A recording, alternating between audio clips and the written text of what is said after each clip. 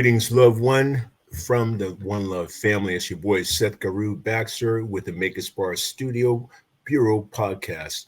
We are welcoming you this evening again for joining us. Thank you so much. I am privileged and honored. Recently, I had the opportunity to visit this young man in his home setting of a music performance at Harville's. And I might be saying Harville's wrong, but in any case, this young man has blown me away. His talent, his style of dress, his voice, the tenor, the opportunity to speak with him personally, and his band was absolutely phenomenal. And I can only see great things. He recently was one of the nominees for the Elite 2024 Music Awards for his album Beach Please, which the play on the term is absolutely phenomenal. I have little inspiration that's come to me of late, that cats that are singing with some of the inspiration of musicians and artists of the past, and this gentleman is one of them. I am pleased to present to you, the Makersbar audience, Cliff Beach and his album Beach Please. Please welcoming to the Makersbar stage, Cliff. Thank you so much for joining us. Yeah, so good to be here, and thank you for having me. Looking forward to it. Absolutely. So, Cliff, I said recently I had the opportunity to witness your performance at the Harville's music for your album release. Why don't you tell us a little bit before we get to your bio about your album release party that just happened about 2 weeks ago? Well, I'm really excited about the album Beach Please. It's out on Color Red out of Denver, home to bands like the New Master Sounds and Eddie Roberts. And so it's exciting because working with a new label, getting new energy, being on such a great roster that's entrenched in funk, soul, R&B, real musicians playing actual instruments, not machines, not algorithms, but people that really are driving that force home. Beach Please allowed me to be able to kind of collect all these songs that I have been playing live for the last 10 years with my band, and being able to now give them a home in a studio record. And some of the people who've been playing with me for almost 10 years are finally actually on a studio album, because I had many different variations of many different bands and many different subs over the years. And so not everybody who actually plays with me the most was actually on an end-to-end full record. So that was very exciting to have my core LA band make this album. But every album is a labor of love. So to backtrack, in 2013, I started releasing music under my own name, Cliff Beach, starting with Who the Funk is Cliff Beach. And from there, I So created wait, this. Cliff, real quick. Can I interrupt you real quick? So Right, Cliff Beach is the last name? Beach is my real last name, yes. Dig it. Go right ahead.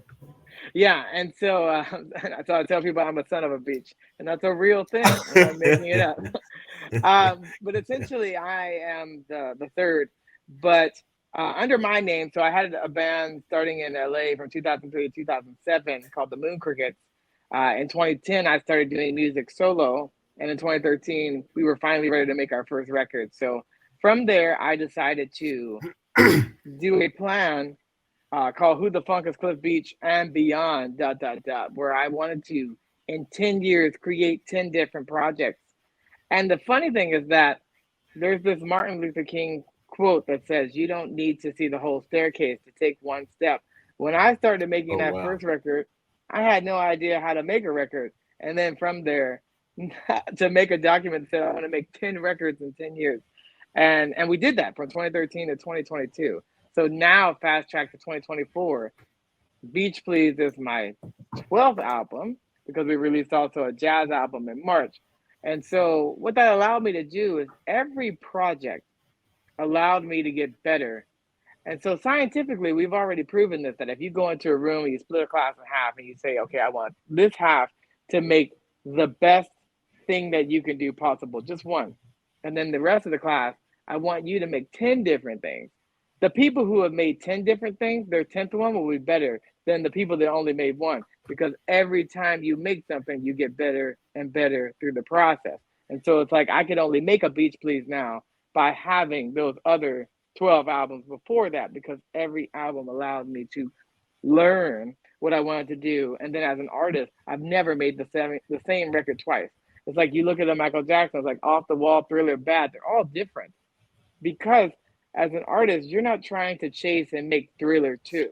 there's no excitement to that. And so Beach Please is like none of the records that I did before and none of the records I'll make after that. So they all have this special mark. In the same way, earlier this year I was recording a Tiny Desk with an amazing musician, Mike Green, who I've worked with and written and collaborated with, and he was on Who the Funk is Split Beach as well. And we did 3 takes, and then we listened back to them, and he said, "Well, do you think we could do a better take?" And I said, "Absolutely." I said, "But we're going to use this take because that was the moment at that time. I can't make that moment again." And so it's not always about necessarily being perfectionist and the best. It's going to ebb and flow all the time. And so every time I perform the same songs, they're always slightly different. And so every album is slightly different. Every project is slightly different. Every iteration of the band is slightly different. And it's an energy that's constantly moving. It's not supposed to become stagnant. Everything that's organic has a flow. Everything is like water. It's like when it's flowing, that's healthy and good. When it's not, it's stagnant, and you got to get it moving again. And so this project had a lot of, when you have dreams, you have disappointments, you have dead ends, you have so many things that can derail you from making that happen. So I'm just excited every time I can get something out, because otherwise you have what's called hard drive records. These songs didn't live anywhere except in my brain and maybe like scattered videos here and there, but nothing posterity of this record. And so it needed to be done. The time is now, and it's more me and more now than it's ever been. And I'm just hoping, like a Yu-Gi-Oh, this is not my final form. So stick around and see me 10 years from now. You're going to see a whole different thing. But the core of me will stay the same. But it always just gets better and better as we move from glory to glory to glory. So I'm excited that everybody can hear Beach Please, and we can all be sons of beaches together. Well, Sons of Beaches. I like the Sons of Beaches. But you know what I like to talk about? Where's the inspiration for your album? So, Sons of Beach has its own inspiration. And then when you started out 10 years ago, you had your own inspiration then. So, from 10 years ago to now, who was your inspiration 10 years ago that is no longer, or maybe they've evolved and they're your inspiration now to see your own evolutionary growth in music? Well, I have to say, I saw a video with Robert Glasper, and he was basically saying that Stevie Wonder is the GOAT. Stevie Wonder has his Oh my playing, goodness, his you said it. writing, it's his harmonica has a style, his piano has a style, his singing has a style, his records have that. So there's a piece of that.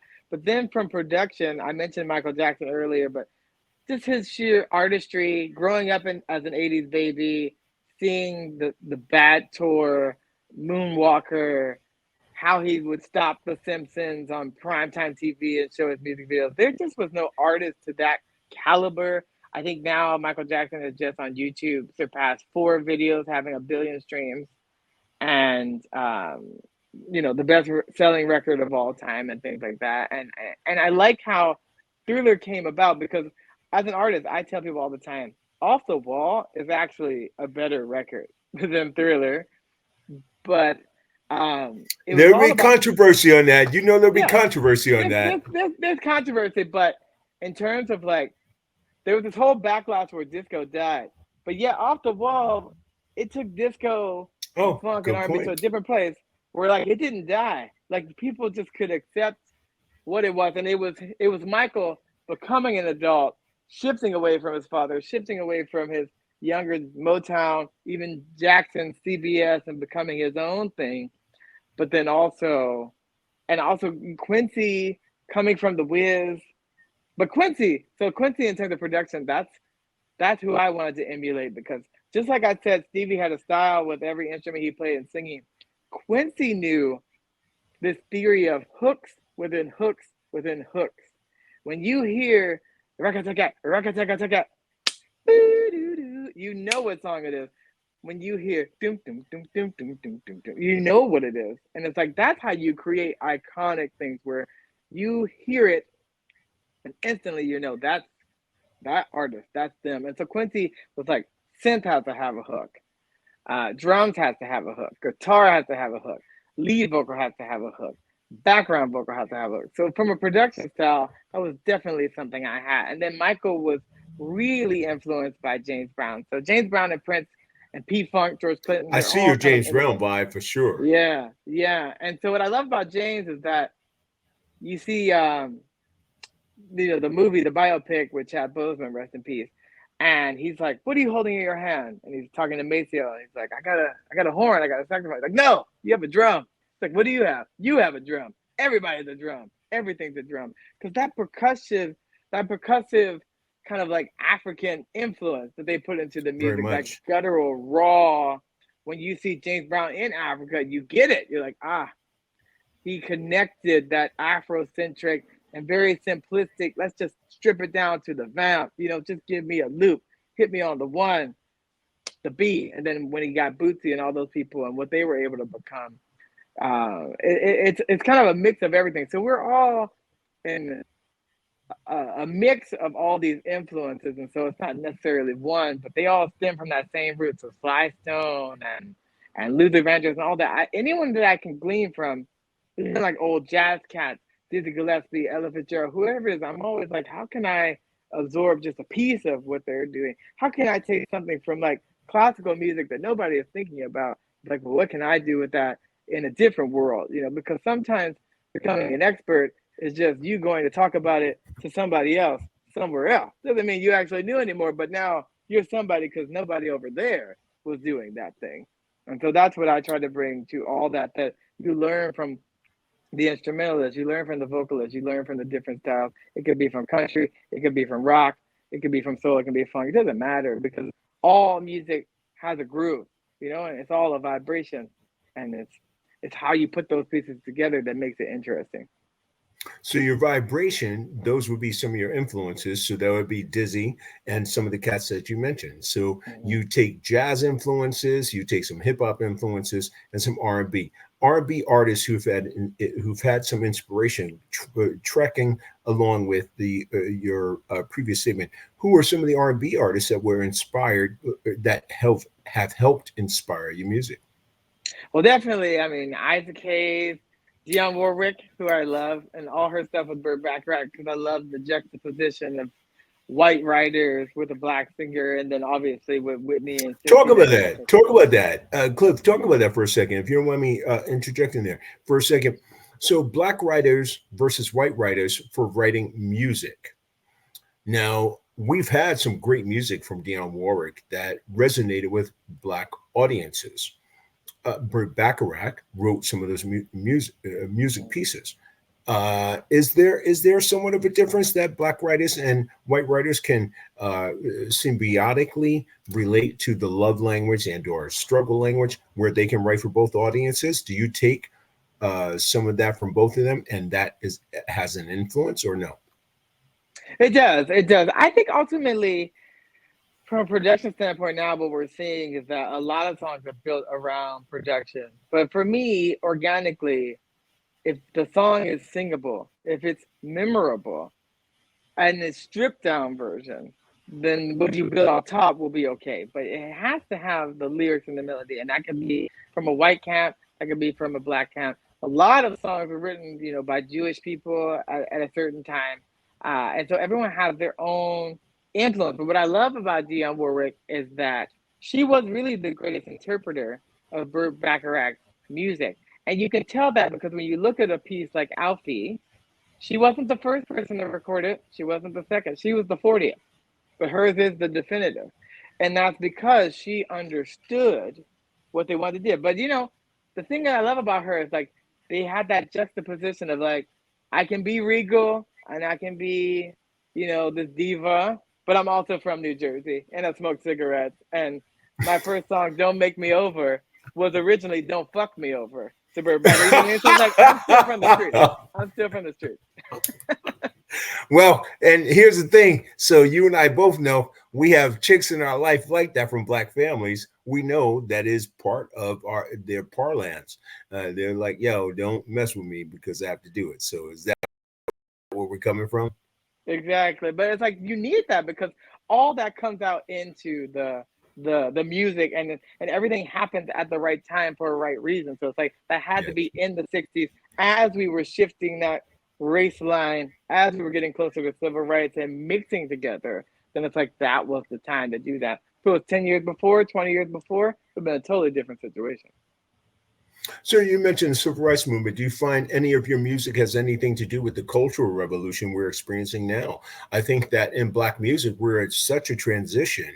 I think that we as artists and the music as Black artists, we are really crossing barriers as far as our music likes and likes and what is it? I like to say crossing over genres. Your music crosses over those same genres. I would like to say that appropriately because I feel it does, noticing the audience that was there when I was there that evening. So cultural relevance as an artist. Oh, I know. I'll rephrase that. As an artist, do you consider yourself an artist or a Black artist? Depends on the day. I mean, I think all Black people are used to a certain level of code switching depending on the situation. But I see myself as an artist. I think there are definitely artists like a Michael Jackson, like a Prince, like a Beyonce who have transcended race. I think at the same time, there's lots of art forms. Like you look at rock music, there were Black art forms that totally became white art forms and white supported.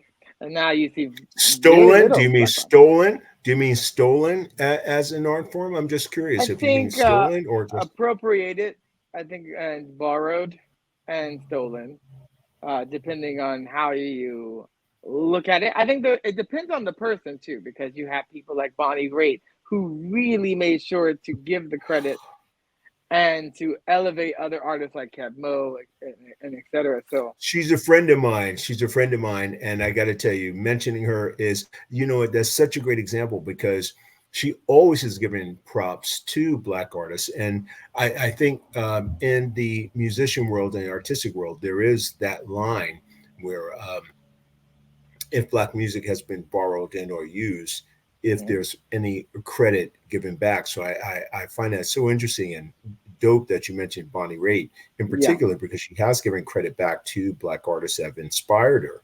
Please yeah. continue. I just want to But interject you do on the other side have other artists like Elvis and Pat Boone and Led Zeppelin and the Rolling Stones and others that did take a that. lot. Aerosmith. Aerosmith, sure, they took a lot um, from those artists. I would say even modern artists like the Black Keys, they took a lot Oh from yeah, Junior good Kimbrough, point. Good point. and I don't think that they have given back enough, for what they've taken to these people who didn't get their due, and they can continue to shine the light and to take some of their money to fund rural areas where they're from and their descendants and things like that. So it just depends. But I mean, definitely music doesn't belong to any one race. I will say that. I I mean, think it is that's universal, right? And we kind of, at some point, all kind of stem from the same primordial soup, too, so to speak. And so but I think you'll know. I think when you listen to that inner voice quiet inside you, when you're borrowing and paying homage, and then when you're crossing over to appropriation and and stealing. that's And a very good point. yeah, you have to be the judge of that. But ultimately, I think what we've lost artistically with many artists now, especially from the art and commerce and business and record labels, is that when Stevie Wonder was coming around and Marvin Gaye, they fought Motown to be able to have that art artistic integrity and to do their own thing. But no one was trying to make you sound like anybody else, like at a certain point. Being different was the thing. And then all of a sudden now it's like, oh, can you be just a new Rihanna? That's how people talk to you in certain things. And so there's many times where people will invite me to certain situations like they're like, can you play this party? But I need you to play play that funky music just like the record. I'm like, I won't do it. If it's not me and it sounds like me and it feels like me, it doesn't matter how much money you want to put out there.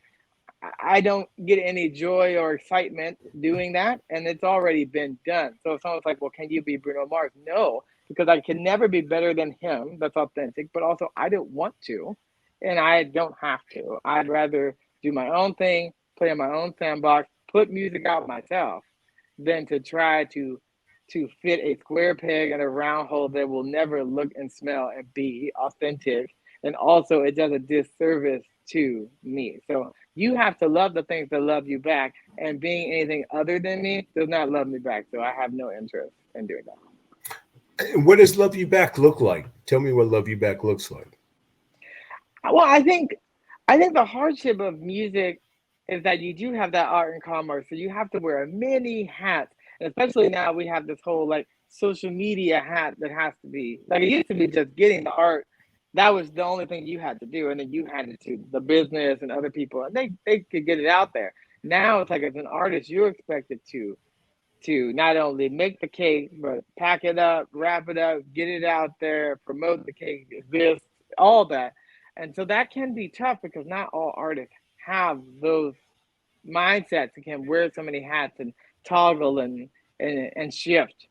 But at the same time, it lowers the barriers to entry by allowing you to be able to do a lot of things without having to wait for someone to green light you. So there's pros and cons to all situations. But for me, making the thing in its purest form, or when I'm singing or playing just for the sheer fun of it, that's what I love the most. It's not about streams, it's not about accolades, it's not about awards, because you can't really control the uncontrollable. So you don't know what's going to happen and what's going to plant. You plant a lot of seeds, and then you see what springs up. And organically, not everything's going to all spring up at the same time. Not every apple is the same size and matures and falls off the tree and the vine at the same time. But I think that's my happiest. My happy place is when I can do it, and I'm just singing as if I'm just at home, even though I'm on stage. So when I'm on stage, I'm trying to create an environment that has this intimacy where I'm just singing to one person. I'm not trying to make it seem like it's doing enough. And let's go on that for a second, Cliff, if you don't mind. So when you're trying to sing to one person, what are you thinking? What is that translation of music? I'm singing to this one person I'm in love with. Explain to us a little bit about the artistry, if you don't mind. Yeah, well, it's all the art that I love. The reason why I feel so much from them is because it's a transference of feeling when you're in front of an audience. And also, I will say this, I think 30 years ago, 40 years ago, the artistry was you had to be good live. There was no studio magic, and nobody wanted that. It was like if you couldn't perform the record like it was live or better or whatever, you had to have that talent. And so now people who are singing to the recording and afraid to do stuff because they can't really hit the notes, it's been fixed up with audio and stuff like that. I think that does a disservice and waters down what people could do. At the same time, like working with a band like mine, we try to go in and cut a tape. And that's old school, but it's like we cut the tape, it's analog, and I want it to be, we rehearsed it and we're ready to go. There can be some flubs and patch and stuff along the way, and you can fix certain things. But to a certain extent, it's like the take is the take. I mean, it needs to be ready to go. It needs to be fully baked.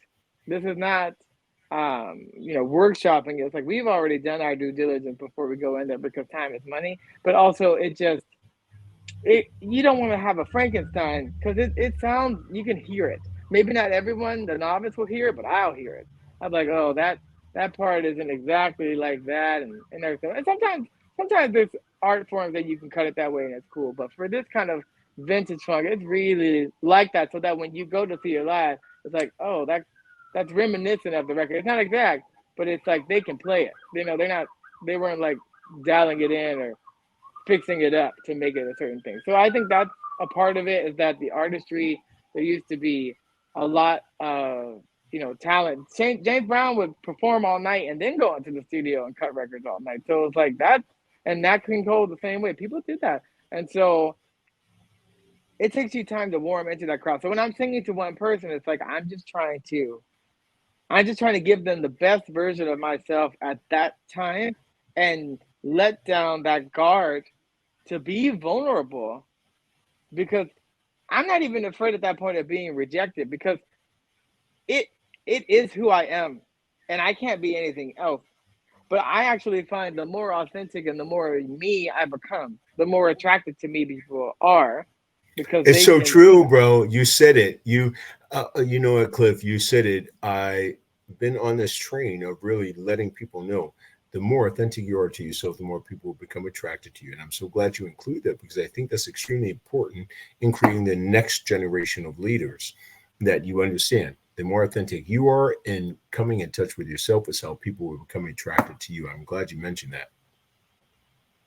Yeah, I mean, I think it's something that takes a maturity level. I think we're all in the And beginning experience, I stages. think experience Yeah, also. I think sometimes in this business, experience is part of that. The maturity level doesn't always come as fast as some of the experience that you had that have not been good, but experience and learning how some of this goes. And would you say yeah. that's an assumption that's correct? Yeah, I remember when I started out in LA 20 years ago and I did American Idol and I made it through a few rounds and then I got cut. I had a lot of feelings because when you put yourself out there, there's going to be some no's. You have to kind of prepare for that rejection therapy. But it made me angry. And I love it because it made me remember that no one can tell you what you can do. They may not like me and what I did, but I like me. And I don't care what they think because they're only one person. Not anybody, no matter who they are, has all the taste and the talent. Someone passed on the Beatles. Someone passed on playing, MTV passed on black artists in the beginning of MTV. It's like there's always someone gatekeeping and doing something weird, but it's like cream will rise to the top and your art will find a place for you. And if you keep chopping that tree, even with the dullest axe, if you hit it enough times, it'll fall eventually. It might take you a lifetime, but you'll get it down eventually. But you just have to keep chopping because as soon as you walk away, the next person picks up the axe. Now it falls. It's like when you leave your jackpot, that's what happens. You left that money on the table because it's always that way, especially with books. I wrote a book during the pandemic, Side Hustle and Flow. We're finishing up a new audiobook coming out in January. But what I learned through Hey, that slow down, bro, slow down, because that'd be great. I want people to hear your book. Please repeat that book. I think that's a great idea to promote that. And this is part of our whole thing with Make It Spark. And then I have a follow up question to that as well. But please, you wrote a book. That's an accomplishment. You as a black man, I want to accomplish and give you credit where it's due. And I want you to have your props. You have overwhelmingly astonished me with your talent already. I want people to know that you have other accomplishments as well. Please go into your book a little bit. Thank you. So, my pandemic project in 2020, obviously, March 2020, the pandemic happened. All the music shows dried up. We're sitting at home doing nothing, thinking that, we may all die pretty soon or zombie apocalypse. And so there were, Wait, don't scare my godson. Don't scare my godson. Joshy is already scared of this zombie apocalypse. We gotta be nervous about the zombie apocalypse, dude. it's coming in, but we It's hard, prepared for dude. it. Wait. Oh, yo, my son Joshy might not be ready for the zombie apocalypse yet. We might be ready. You and I might be ready. I gotta get my boys ready. Yeah. Well, I grew up on the era of like that were dented and the label fell off and you just had a mystery meal. It was okay. We didn't care about botulism and stuff like that. We were prepared. We just were stronger stomachs for the zombie apocalypse. But I wanted to make a book because I've always believed that leaders are readers and learners are earners, and we should be lifelong learners. And that can be from books, that can be from podcasts, that can be from however you learn. Sometimes your Bible is the only Bible that people are going to read, but I wanted to figure out how can one person have a very fulfilling life and another person just has a full life. What is business and what is busyness? Because they sound the same, but like sometimes in life we're climbing the wrong ladder on the wrong wall and we get up there and we're like, oh, I got to go down and start all over again somewhere else because I never asked myself the self-reflection questions. I never sought out mentors and leaders. I just joined with the Grammys. I just joined to mentor and Grammy U because I've been doing Big Brother program and other stuff. I'm trying to just give back because, especially for Black men, so many opportunities where we need to learn from each other. We used to have apprenticeships, 100 years ago, a couple 100 years ago. You want to be a blacksmith, you go and you smite swords with this man and he died and you take over. But you learn 20, 30 years from a person who had spent their 10,000 hours on that craft.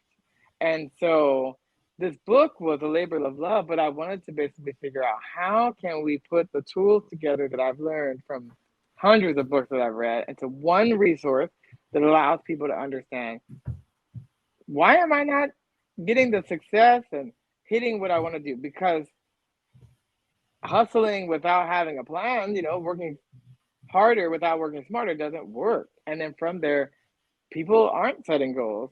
Many people, they don't keep a calendar, they don't schedule things in advance. They don't happen to life. Life is happening to them. And that's very hard to just by happenstance make all that stuff happen. When you see someone, you're like, wow, how they do that? They put a plan together and they work that plan. It works if you work it. And so Side Hustle and Flow, based on the movie Hustle and Flow, it's hard out there for a pimp.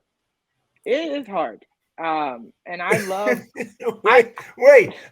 Cliff, we got to go back just for a second, dude. It's hard out there for a pimp. Yeah. Is that what we're saying? It's hard out there for a pimp, because I would tell people all the time, when you see illegal businesses, you see gambling thing, you see a drug dealer, those people are entrepreneurs. Those people are marketers. They know about supply and demand. They know the customer. They know where they live. They know how to be vocal. They know social media. They know word about. It's like you just have to shift them towards the legalities. But their mind and what they could do doesn't mean they're dumb. Doesn't mean they're smart. So it's like that kind of hustle culture, especially being from the East Coast. So I'm from DC. And my uncle's in the East Coast too.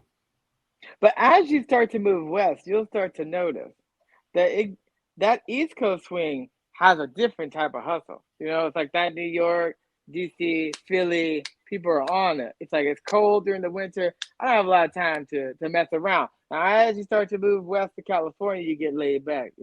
Oh, they may show up, they may not. It's not as defined. And then by the time you get to Hawaii, forget about it. It's like if you went to Hawaii with the East Coast hustle, you could start a chain of hotels and just dominate an island, because they don't move quick for anything at that point.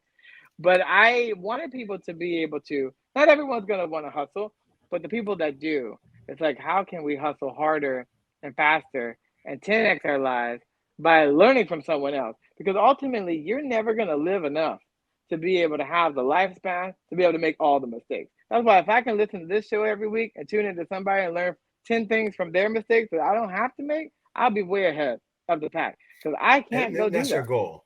Mm-hmm. And that's our goal. Is getting insights from cats like yourself who've already been through some of this journey, and that the fact that you're making such progress already on your journey in a music career is what we hope to inspire in our motto about creating 1 million leaders, because you're on the track. I've heard so much critical praise for your album Beach Please, and just having experience, you're showing myself how inspiring it was to me. I get inspired not so easily. I get inspired by cats that take the music seriously like you did. And even if it's not something so metaphorically sobering and serious, but also it can be fun and lighthearted, but they take their craft seriously.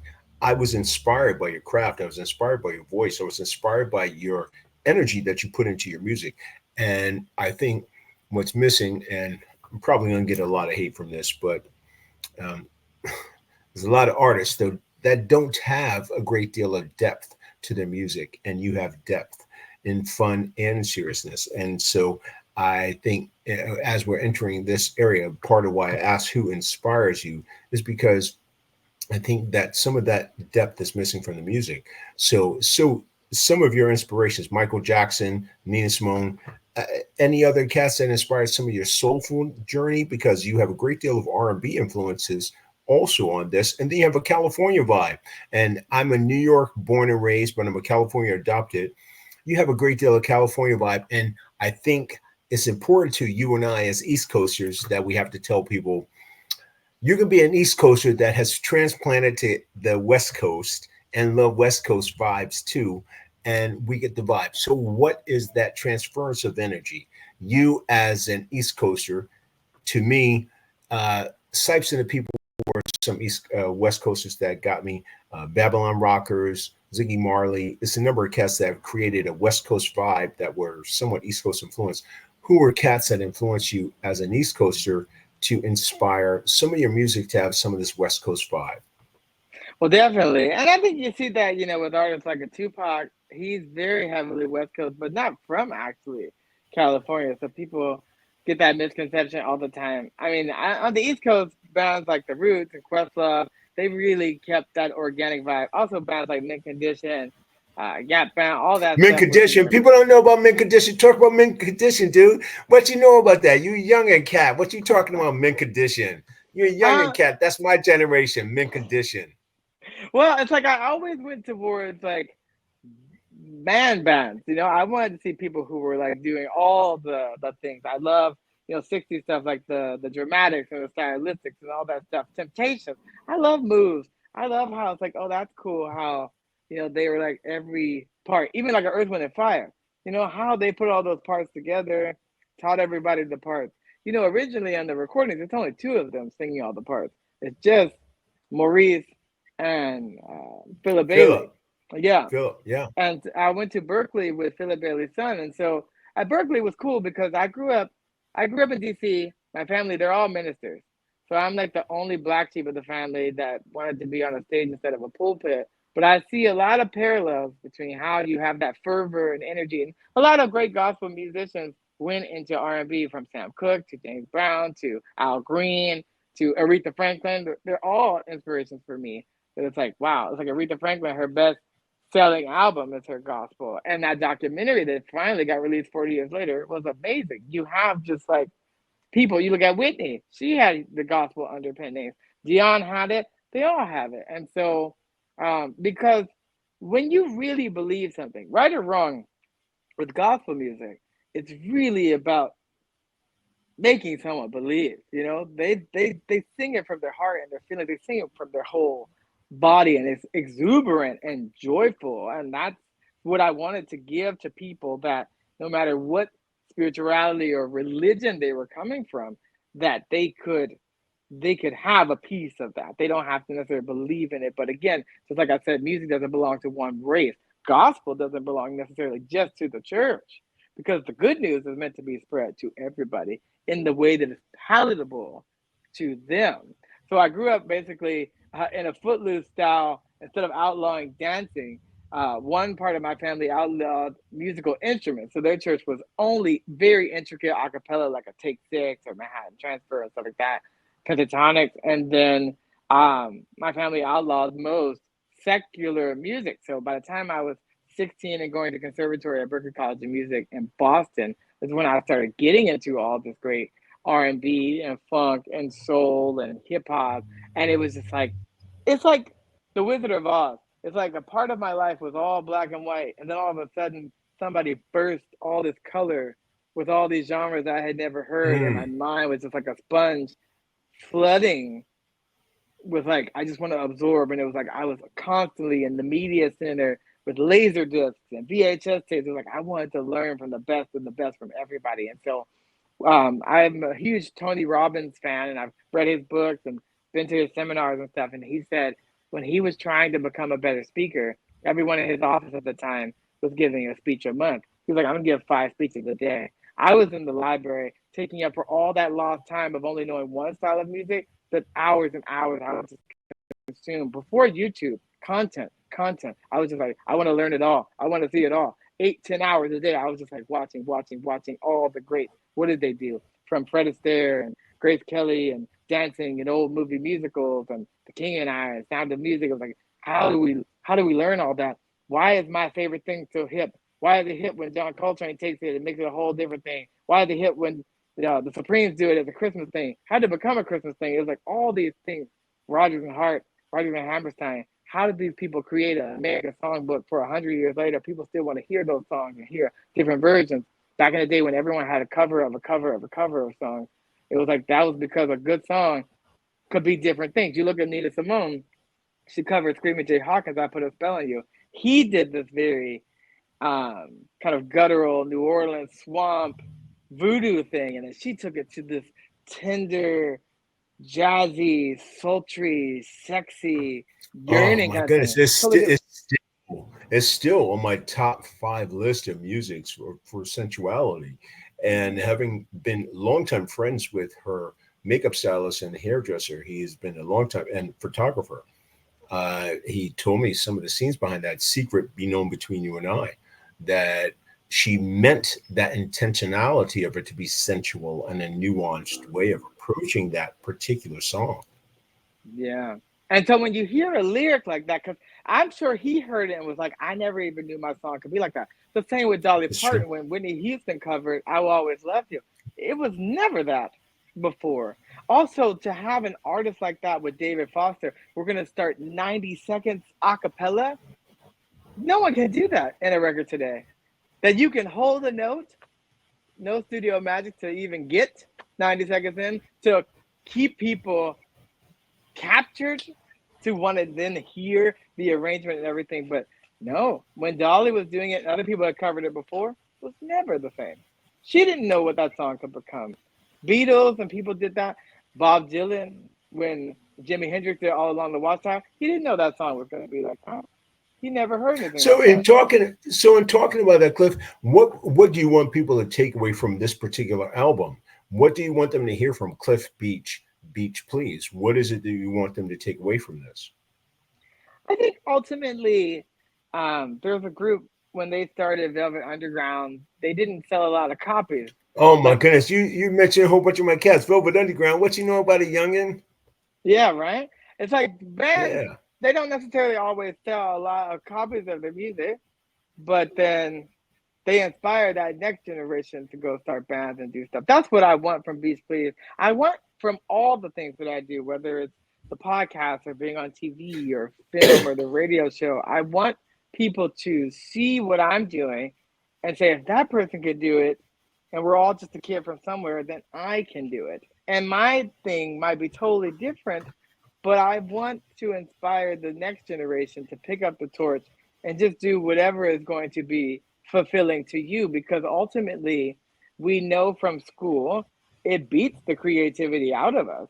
You have all these children at kindergarten who you're like, are you creative? Do you want to dance? Do you want to sing? Everyone's excited because they haven't become jaded and they haven't learned the fears and criticism. And then by the time you get to 12th grade, very few want to stand out from the crowd and be different.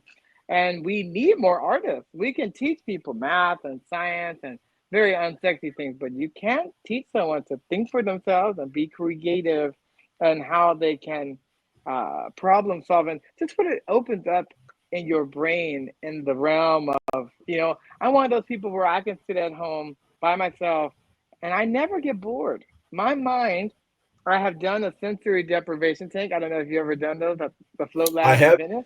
I actually did in Oregon. It was absolutely one of the dopest experience I ever had. And since I did that first time, I had to do it 3 more times because it really elevated my quiet space of thinking. And I think we all have to have that quiet space of thinking. And I having that opportunity, it was phenomenal. I'm glad you brought that up. I think I encourage people to check it out. Yeah, so I've been getting more into Qigong and Tai Chi and meditation. But in the Float Lab, what I learned is that in pitch darkness with no sound, no smell, no um, sensorial information, my mind will just start creating. It will just start making things Same appear. here. Same here. Light Same here. and pictures and movies and music. It just is firing all the time. It's actually, I think, a form of ADD or ADHD, where my mind is It's just also a form of going. genius, giving you your props. It's also a form of genius. So I find you so genius, bro. I really do. I think geniuses sometimes are so esocentrically unique that all they can find to categorize them is OCD. And those labels sometimes are disconcerting. They don't tend to necessarily put the best light on it. But to me, the artists like yourself, who I've enjoyed, having enjoyed what I saw from their performance, it was electrifying. That sometimes that's the easiest way to label them, even though I don't know that's necessarily true. But since Cliff Beach is OCD in his music, okay, if that means people are tuning in to see how great of a musician he is, then okay, we'll tune in. So sometimes those words are trigger words to get people interested. I found you to be talented and on the mark with your rhythm, knowing the beats and the counts, knowing your inflections in the tone of your music. That really just made me pause to see how the people reacted to hearing you sing. And since we know music is also that hypnotic capturing spell, you captured people and put them in a positive mode. And I thought that was so beautiful that you were able to have people just say, I actually, part of it was I got to see your dad. He said he was your dad, Yeah, yeah. but and coming to the show and having seen him enjoy the music and everyone say, okay. And then even Loomis, my dude from Chester Copperpot, there's an opportunity for all of us to jump in and feel the music that you were singing. And that vibe to me, when it transfers in the language of what you're trying to convey, you, Cliff Beach, and you're getting people to say, I dig this, that's how you created the link to inspire. And you inspired a great deal from that evening. Yeah, and I think that's because ultimately for art, it's not about what I see, it's about what I can make you see. It's not what I hear, it's what I can make you hear. And so I was doing a show after that in Ojai last week, and a woman came up to me at the end and she was like, I've never heard anyone cover a song the way you did, where it sounded very much like you. And so on the album Beach Please, when we cover The Way You Make Me Feel, it sounds very much like me, even, which is very difficult to do with a song from Michael Jackson that's so well known. And I will only approach a song like that if I can do it different, because I don't want to be compared to what's already happened, but I just want to be reminiscent and honor and put the flowers there. But the reason why that is because we're all filters. And so I'm trying to make you now see and hear what I am seeing and hearing before yourself. And so, like an artist, when they are carving marble into a statue, the artist will tell you, I'm just cutting away this fluff so you can see what was always there. The statue was always in the marble, but you couldn't see it in that form. So I'm peeling it away so you could see what I always saw looking at this. In the same way, that's what it is. It's like an artist, when they're really good, it's about that painting, what you could see. Mona Lisa is not the best looking person, but when you see that painting, it's mesmerizing that someone made hundreds of years ago a painting that's the equivalent of a photograph. It's very clear that's exactly what was happening in real time, which is hard to do, to sit still that long and do that. But at the same time, it makes sense because with genius, Da Vinci was as much an artist as he was a scientist. And so he had a brain. And that's why when you look at computers and AI, the best thing anyone ever told me as a kid, well, one, there was a Baptist minister that said you should do music, because I wasn't originally going to do music, so that was important. He said, go follow your dreams, and people should tell kids that. It's not about money, it's about doing that, because the time's going to pass either way. If it's going to take you 10 years, it's better to take 10 years and make 10 albums than to take 10 years, do nothing, and then be looking back wishing you did something 10 years ago. So people need to do that. But more importantly is that artists are able to show people through their art a lens of real life, to capture real moments. I agree. And that's the stamp that I wanted to put on Beach Please. This is the moment now. If you were going to encourage a younger person and or even an older person, because we have older people entering the music industry, what would be the words of encouragement you'd say to someone entering the music industry currently? I would tell them to start, and start as soon as possible. Start when you feel the fear and you need to do it anyway. Start when you don't know what to do next. Just start And telling wait, people what you you want to said do. feel the fear. You said feel the Yep. fear. I'm going to go back to that. So start even though you feel the fear. So what Yeah. happens? They feel the fear. How do they push past that? What happens from there? Tell me about that. Tell the audience about that. Well, a lot of times people will see me and they'll say, well, you're fearless. You're a machine. You can push past feelings and stuff. And that's not true. You're a human and you do have fear like anybody else, but you don't let those fears hold you back. Because as you start to move closer to the thing that's making you afraid, the less afraid you become over time. A lot of fears are materializing only in our head. See, the brain is not Wait, able to distinguish the difference between reality and not. hold on, Cliff. So how does one become less afraid? How do they become less afraid? By telling themselves that everyone who started out in that same position was afraid at some point and had to keep going.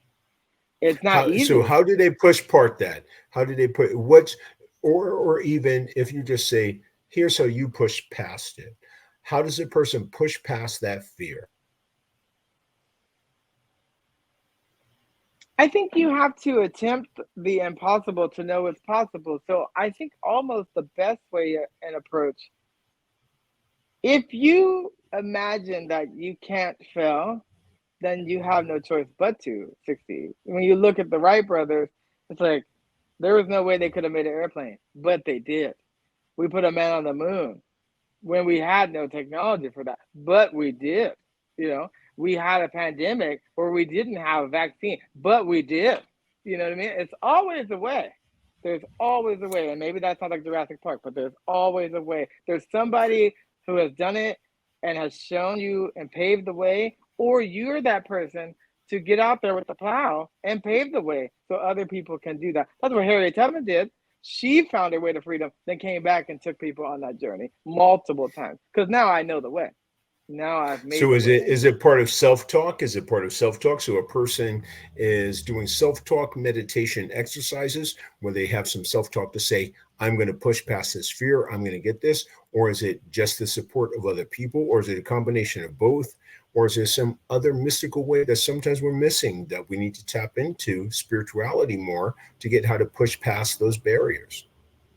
Well, I definitely think positive affirmations help in terms of if you say you can or you can't, either way is correct.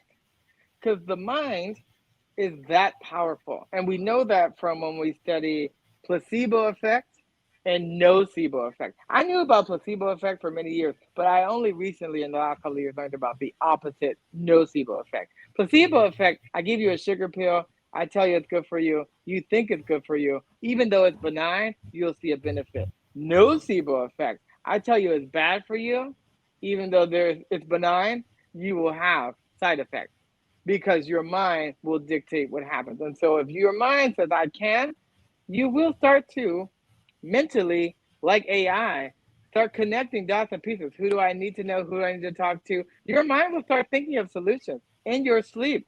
Solutions will come because you're giving those affirmations. I can do it. I can do it. I might not know the answer today, but the answer is out there. I can start moving towards that. Again, I don't need to see the whole staircase. You keep taking enough steps, eventually it'll start to become clear. We're not all born with the whole puzzle and the picture. You know, we just get a piece at a time. And then eventually we start to figure out how does that fit together, how does that fit together, and eventually then 100 pieces later we got a picture. But we don't have that from day one, and nobody does. There's so many So on, unknowns. so on that, so a young man, so you're still a young man yourself, but a young man who's 19 years old who wants to go Cliff Beach music direction, what is the piece of advice you would give him or her? Here's how you're going to get started. Let's start from there. That's the question.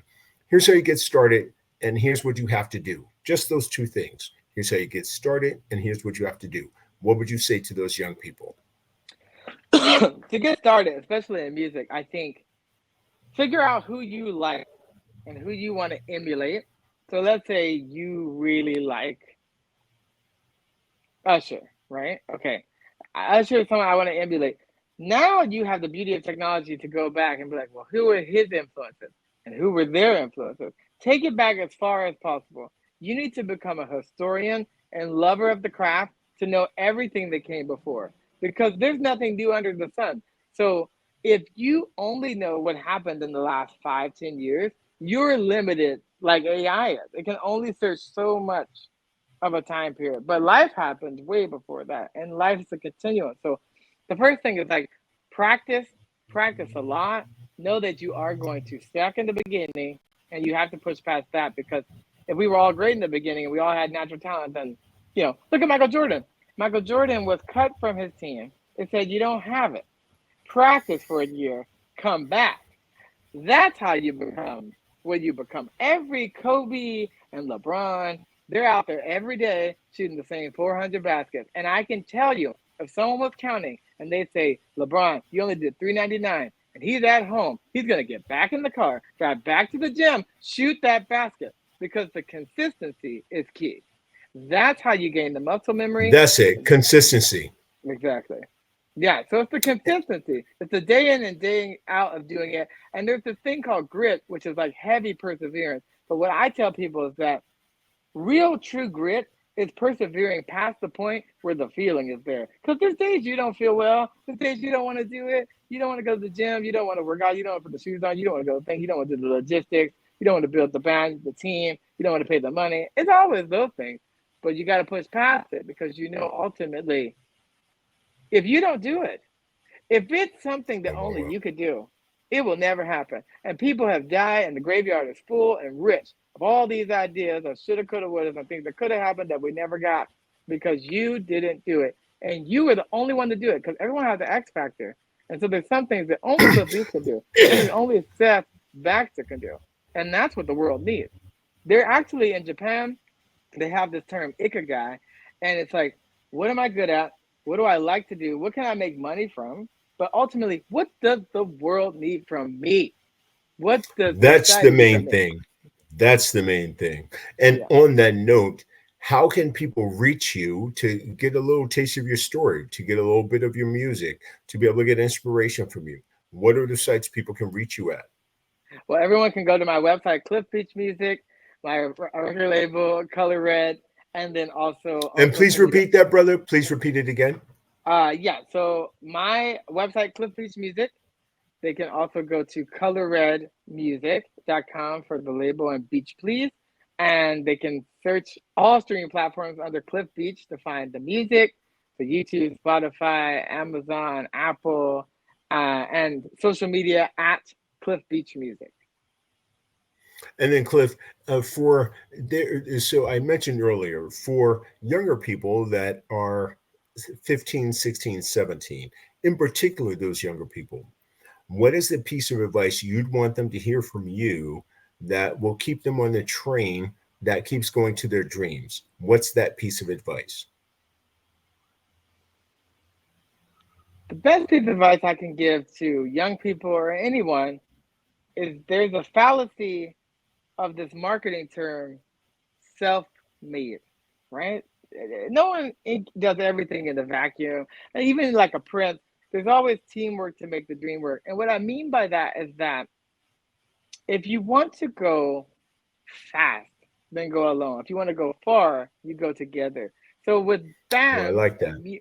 With bands and music, when I've taught children music, I can teach you solo piano and voice. But when I put you with people in your same peer group and level to make bands, you will learn in a band faster and exponentially more from the energy of like-minded individuals than you will by yourself. So learn and incubate and practice to a certain point by yourself, but then you got to take that out to open mics and people can see that, but then also start working with other people. And maybe that's in the band situation, maybe that's in the marketing or the team or the label situation, but it's never just one person, because someone has to buy your stuff, someone has to support you, someone has to put a shine on you, give you outlet, give you opportunity, tell other people about you. So I do not like the term self-made, because it makes it seem like I did everything, but that's not the truth. Even everything under Cliff Beach, if I didn't have my team, if I didn't have my band, it wouldn't have been the experience that you saw at Harvell. If I didn't have owners and people and venues that let me do what I do the way I want to do it with no stress, then I wouldn't be able to do that. So I think that's the thing, is like, do what you can do up to a point, and then figure out who you need to work with, who you need to know, who you need to rub shoulders with, because iron sharpens iron. So eventually, by going and playing with other people, you're going to get much, much better than if you're trying to do everything yourself. You already know what you know to a point, but you only know limited what you know. We are always better 2 minds are better than one. It's always that way. And the sum of the parts of two is always bigger than two individuals. I think that's a perfect note to end it on. I got to say, ladies and gentlemen in the Makers Bar audience, Cliff Beach has been one of the musicians that has inspired me and reinvigorated my love and appreciation for R&B, funk, and soul, let alone being nominated for an Elite 2024 award. I'm so honored to have him here with us. Please check out the places that he mentioned where you can check out his music. The album I already have, so I didn't get to talk too much about that. I'm hoping that I can invite him back, Cliff Beach, after a few months of the album being released, and we can discuss some of the sales and some of the people's conversations. But it has been one of the most interesting albums I've ever had the privilege of being able to sample. We at Makers Bar are extremely pleased and honored to have Cliff Beach with us and Cliff Beach music. And having seen him live, I couldn't stop dancing. I just felt like the vibe of everybody. This cat, he makes you feel like you're loved. He always touches you. His music really, and a lot of you cats who already know me, you know, I don't get easily inspired, but when I do, I have to do my own little Seth Garou jazzy kind of dance kind of thing. Cliff Beach had me doing that. And I just got to say that I so enjoyed this particular interview this evening. Cliff, I thank you so much. Cliff Beach Music and Beach Please is the album, Cliff. Am I saying that correctly? That's correct. And we at Makers Bar want you to check us out on www.makersbar.com. We are the podcast bureau for cutting edge artists and leaders in artistry, AI technology, medical health and resources, and most of all, in my particular case, artists like Cliff Beach. Please check out his music. And thank you so much, Cliff, for joining us this evening. I hope that people get to see this particular interview and are inspired to get your music. Thank you so much. Here it is for Makers Bar. We are creating 1 million leaders today for tomorrow. Cliff, is there anything you want to say in regards to that, creating leaders and or your music and or platforms to touch base with you? Yeah, I mean, I think leaders are definitely born. They're made, not born. So it's about the process. And then ultimately, I live my life by one credo that I learned from Snoopy by way of Charles Schultz. Do you? Snoopy No being one can Snoop say. Dogg? Yeah, Snoopy being Snoop Dogg? Snoop Dogg. That's right. Do you? Nobody can say you did you wrong. Do you? Dig it. Do you? Nobody can say you did them wrong. I love that. I have to add that to my message. The Love-olution is the revolution, and it begins with you. One Love family, remember to stand up. And during this election time, I know that we have a lot of concerns and questions during the chaos, but there's always Makers Bar with the artists that are giving you hope and inspiration. Cliff Beach is one of those artists that's giving me hope and inspiration. I'm so glad to bring him here to you this evening for Makers Bar. We love you. We cherish you. Love-olution is you, power, and one love. Stand up, wake up, and be involved. Peace, one love family. Cliff Beach, thank you so much for being with us with Makers Bar. Thank you, Seth. Take care. Absolutely. Seth Garou is out for you guys. When you go to Makers Bar, check us out. Press, like, and subscribe. And please support our guests. Cliff Beach Music is a series of cats, and I'm hoping that I can full circle with Cliff Beach at the end of this because we have some surprises coming up for you.